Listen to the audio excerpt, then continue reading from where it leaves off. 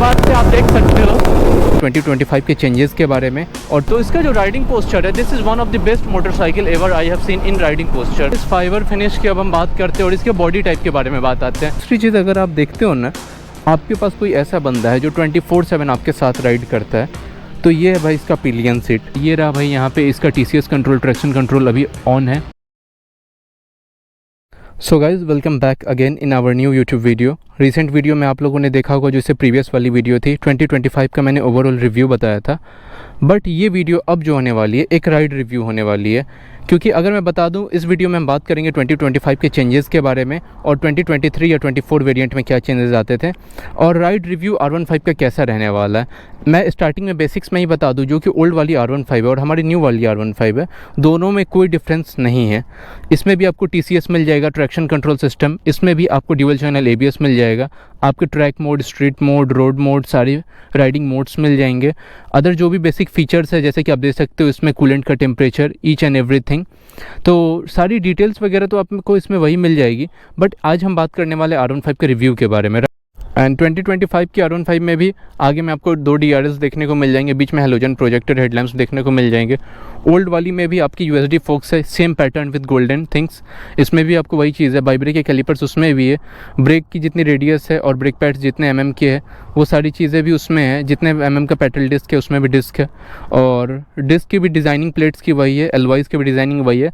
और halogen indicators, जो इसको भाई थोड़ा एम्बैरेसिंग मुझे पर्सनली लगता है, इसको LED दे देने चाहिए। देख सकते हो आप, काफ़ी ज़्यादा ये एक टाइम के बाद वीक पड़ जाता है और हेलोजन अच्छे भी नहीं लगते इसमें। LED अगर देखोगे तो कितने स्टैंडर्ड, शार्प और स्मॉल साइज़ के होते हैं। और कूलेंट सिस्टम वहीं पे, इंजन स्पेक्स भी बिल्कुल वही के वही है। और यहाँ पे भी आप देख सकते हो एल्युमिनियम के आपके फुट पैक्स है, उसमें भी फुट पैक्स एल्युमिनियम के है, वही चीज़ इसमें भी है। अगेन MRF के टायर्स इसमें भी आपको 140/70 R17 मिलते हैं आपको रेयर के। और इसमें फ्रंट की बात करें तो इसमें फ्रंट के भी आपको वही मिलेंगे, जो कि है हमारे 100/80 mm के। तो ईच एंड एवरीथिंग, चाहे बात इलेक्ट्रॉनिक्स की हो, चाहे बात राइडिंग पोस्चर की हो, चाहे बात इसके हैंडल बार की हो, चाहे बात इसके पोस्चर की हो, और ये रहा भाई इसका LED टेल लैंप्स है इसमें भी, चाहे राइडर सीट की हो, पिलियन सीट की हो, और सारे डिस्प्ले की बात हो, ईच एंड एवरीथिंग न्यू और ओल्ड R15 में सारी चीज़ें सेम है।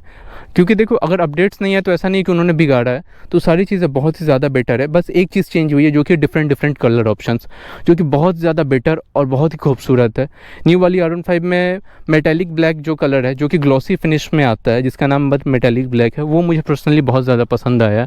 और वाइट कलर जो है, आप देखोगे मैट पर्ल वाइट, जिसमें आगे आपको ब्लू कलर का आपको मार्किंग मैट कलर में मिलती है फ्रंट वाइज़र की, तो वो चीज़ काफ़ी ज़्यादा अच्छी लोगों को लग रही है। बट अगर आप एकदम कैजुअली आप फॉर्मल राइड करते हो, कैजुअली के लिए तो ठीक है, बट फॉर्मल आप चाहते हो एक अलग लुक आपका प्रेजेंस बने, तो वो चीज़ उसमें आप कहीं मार खा जाओगे। बट बाकी पोस्चर की बात करें तो ये इतना ज़्यादा फन देता है ना इसका पोस्चर, आपको ऊपर जाना ही पड़ेगा 300-400 cc के ऊपर, तब जाके ऐसा आपको राइडिंग अच्छा पोस्चर मिलेगा, जिसका मुझे पर्सनली बहुत ज़्यादा फ़न मिलता है। मुझे काफ़ी मज़ा आता है ये चलाने में, और बाकी में आपको ये चीज़ मिलेगी नहीं। एंड इतना ज़्यादा मुझे फ़न हो रहा है ना, मैं क्या बताऊँ।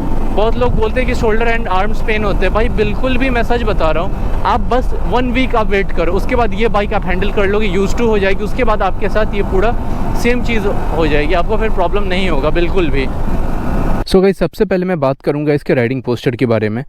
एक बात आप स्टार्टिंग से ही दिमाग में रख लो, 2.5 लाख और अराउंड 2 लाख के आसपास में आपको ऐसी कोई भी मोटरसाइकिल नहीं मिलने वाली है जो आपको सुपर स्पोर्ट्स या फिर आप कह सकते हो परफेक्ट स्पोर्ट्स वाली मोटरसाइकिल का राइडिंग पोस्चर ऑफर करे। कोई ऐसी मोटरसाइकिल नहीं है। मोटरसाइकिल अगर बाकी है भी, जैसे RR310, निंजा 300 एंड RS200, जैसा कि आप जानते हो, जो कि मैं भी ओन करता हूँ, तो सभी का पोस्चर स्पोर्ट्स टूरर वाला है। तो स्पोर्ट्स टूरर में एंड कंप्लीट फुल्ली फेयर्ड मोटरसाइकिल में काफ़ी ज़्यादा डिफरेंस होता है। जैसे ही आप बैठोगे इस पर, तो एक चीज़ इस बाइक का मैं बता दूँ, और RC200 की हम बात करें तो उससे भी ज़्यादा आपको एग्रेसिव पोस्चर यहाँ पे मिलता है। बैठने के साथ ही आप पूरा स्ट्रेट, आपके अंडर कमांडिंग बाइक लगती है। इसका कंसोल एरिया, इसका टैंक और सारी चीज़ें, जैसे ही आप बैठोगे लिटरली आपको फील होगा कि बाइक को आपने हक करके रखा है अपने अंदर में। और उसके बाद जैसे ही आप स्टार्ट करते हो बाइक को, पूरी ओवरऑल, जैसे कि आपको पता होगा, बाइक्स जो है वो फुल्ली फेयर्ड मोटरसाइकिल स्पेशली, वो सिर्फ हैंडल बार से नहीं चलती है, पूरे बॉडी के साथ आप उसको कंट्रोल करते हो उस मोटरसाइकिल को। तो इसमें होता क्या है कि काफ़ी ज़्यादा अगर हैंडल बार ऊपर है, अगर वो स्पोर्ट्स टूरर है, तो उसकी कमांडिंग में आपको थोड़ी दिक्कत हो सकती है।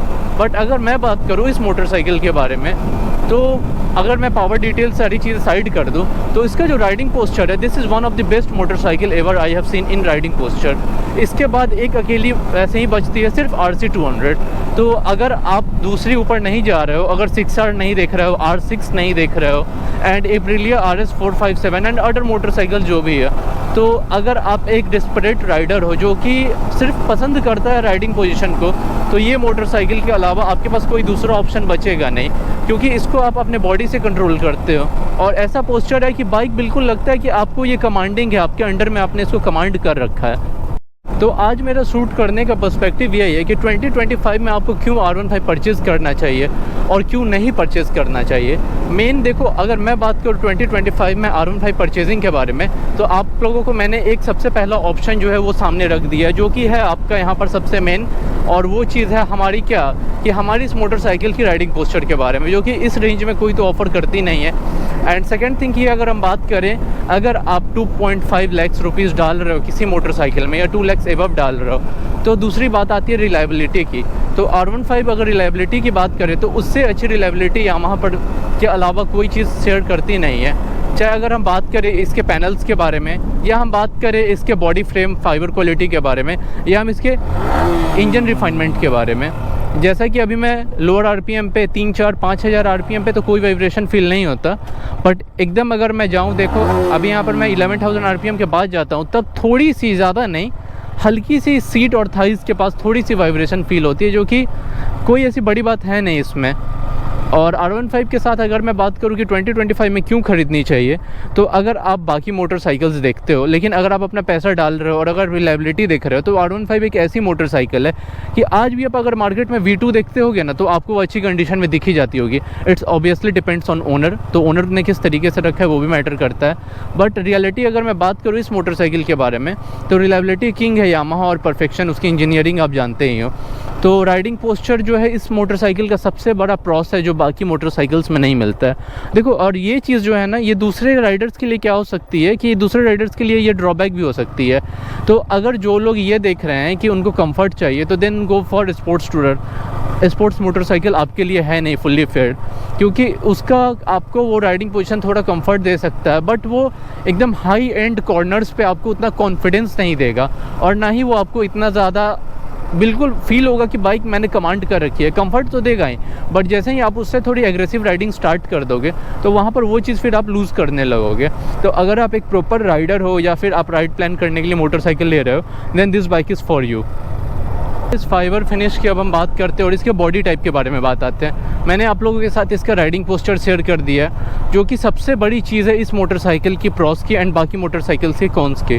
तो ये इसमें आप लोगों को एक प्लस पॉइंट मिलता है, इसका ड्रॉबैक ये नहीं है। बट जो लोग, अगर मैं स्पेशली बता दूँ, अगर जो लोग ये देख रहे हैं ना कि एक तो उनको कंफर्ट चाहिए, तो डेफिनेटली ये मोटरसाइकिल भाई आपके लिए नहीं है।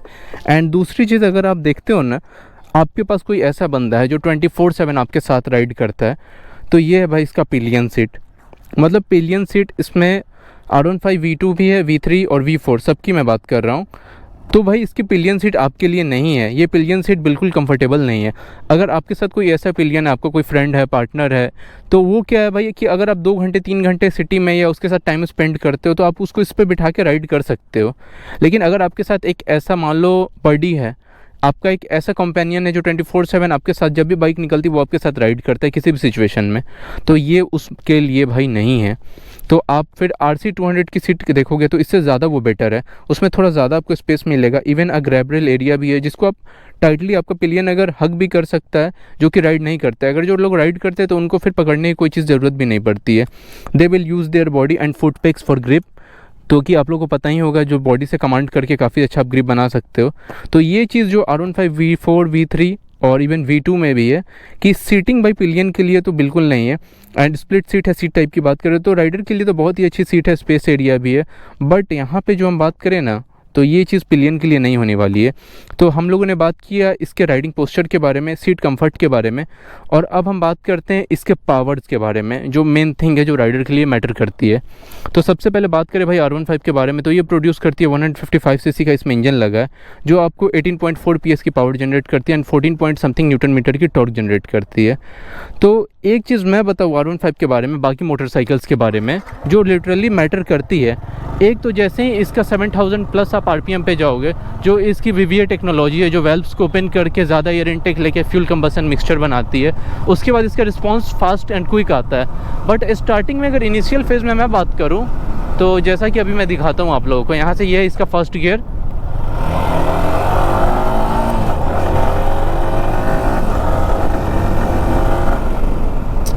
मैन दिस इज़ रियली, मतलब ये चीज़ जो है ना भाई, मतलब ये चीज़ पसंद मुझे नहीं आ रही है बिल्कुल भी R15 के साथ, स्पेशली स्टार्टिंग इनिशियल फेज़ में मैं बात करूँ, जब हम इस तरीके से ड्यूक 250 या RS 200 या RC 200 को खींचते हैं ना,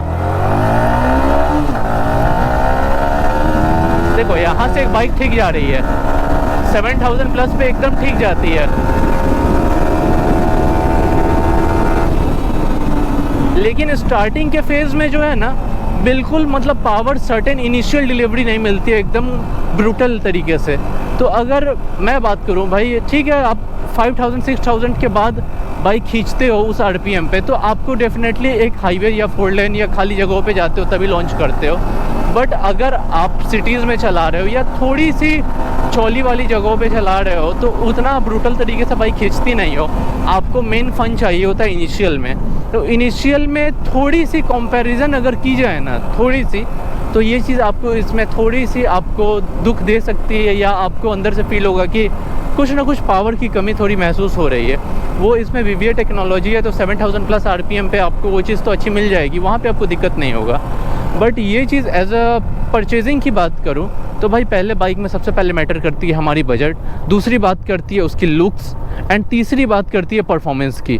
तो आपने एक बजट सेट कर लिया, उसमें ये बाइक आपने बिठा ली, आपने अपना सारा पावर्ड चीज़ें और कंफर्ट देख ली अपने अकॉर्डिंग, लेकिन ये वाली जो परफॉर्मेंस में बात है ना, यहाँ पे आप थोड़ी सी आपको दुख हो सकती है जब आपकी बाइक इस तरीके से परफॉर्मेंस नहीं देगी। अगर आप बाकी अपने फ्रेंड्स की या अपने कलीग्स की या अपने किसी ऐसे नॉन पर्सन की गाड़ी चलाओगे जो कि अदर 200 सीसीज़ की है, तो आपको थोड़ी सी दिक्कत और दुख हो सकती है। लेकिन बाकी चीज़ों में मैं बात करूँ, अगर आप एक ऐसी मशीन देख रहे हो जिसको आप लॉन्ग टर्म तक ओन करना चाहते हो, आप अपने पैसे डालोगे उसमें इतने ज़्यादा, तो आप बेफिक्र रहो उस चीज़ के लिए, क्योंकि रिलायबल किंग है। बाकी लोगों की मोटरसाइकिल आपको पुरानी दिख जाएगी, लेकिन आपकी मोटरसाइकिल में वैसी चीज़ें नहीं होगी। बट जो प्रॉब्लम आपको बस फेज़ होगी ना, आपको स्टार्टिंग के इनिशियल फेज़ में थोड़ी सी आपको पावर में कट फील होगा, तो ये थोड़ी दुखद वाली चीज़ें आपके साथ रहने वाली है। लेकिन बाकी चीज़ें जो है इसमें वो आपको देखने को नहीं मिलेंगी जो बाकी मोटरसाइकिल्स में, जैसे इनिशियल आपको पंच मिलता है पावर डिलीवरी के लिए, यहाँ से बाइक ठीक जा रही है, जैसे ही VVA एक्टिवेट होता है उसके बाद से आप देख सकते हो। लेकिन अभी मैं इसको बिल्कुल ड्रॉप करता हूँ, ठीक है, एंड इसका गियर शिफ्ट बहुत ज़्यादा स्मूथ है एंड क्लच रिस्पॉन्स भी बहुत अच्छा है, क्योंकि आप लोगों को पता ही है इसमें स्लीपर प्लस असिस्ट क्लच मिलता है और इसमें आप लोगों को क्विक शिफ्टर भी मिलता है, तो आप क्लचलेस अप शिफ्ट कर सकते हो। इसमें आपको रिव मैच या थ्रोटल कट करने की ज़रूरत पड़ती नहीं है। तो ये सारी फास्ट रिस्पॉन्स अगर मैं बात करूँ ना, तो इलेक्ट्रॉनिक्स R15 यामाहा ने भर भर के दी हैं, इसकी इंजीनियरिंग इज़ नेक्स्ट लेवल।